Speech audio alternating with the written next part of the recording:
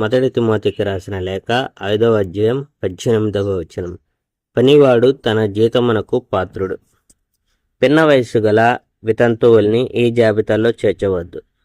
వాళ్ళ వాంఛలు క్రీస్తు పట్ల వాళ్ళకున్న భక్తిని మించిపోయినప్పుడు వాళ్ళు మళ్ళీ పెళ్లి చేసుకోవాలనుకుంటారు.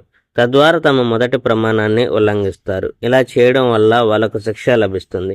పైగా వాళ్ళు వ్యర్థంగా కాలయాపన చేయడానికి, ఇంటింటికి తిరగడానికి అలవాటు పడిపోతారు. వాళ్ళు ఇలా కాలయాపన చేయడమే కాకుండా కబుర్లకు, ఇతర విషయాలు జోక్యం చేసుకోవడానికి అలవాటు పడ్డారు. వాళ్లకు మౌనంగా ఉండడం చేత కాదు. అందువల్ల పిన్న వయస్కులో ఉన్న వితంతువులు పెళ్లి చేసుకొని పిల్లల్ని కని తమ ఇంట్లను చూసుకోవాలి. ఇది నా సలహా. అప్పుడు వాళ్ళను నిందించడానికి ఇతరులకు ఆస్కారం ఉండదు. నిజానికి కొందరు సైతాన్ని అనుసరించడానికి ఇదివరకే తిరిగి వెళ్ళారు. క్రీస్తును విశ్వసించే స్త్రీ తన కుటుంబంలో వితంతులు ఉన్నట్లయితే వాళ్లకు సహాయం చేయాలి. సంఘంపై ఆ భారం వేయరాదు. అప్పుడు క్రీస్తు సంఘం నిజంగా ఆసరలేని వితంతువులకు సహాయం చేయగలుగుతుంది.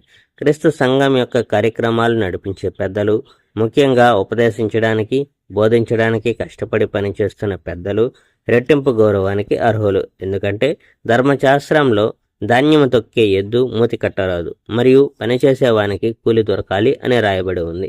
2 లేక 3 సాక్షులు ఉంటే తప్ప సంఘం పెద్దల మీద మోపిన నేరాన్ని పరిశీలించవద్దు.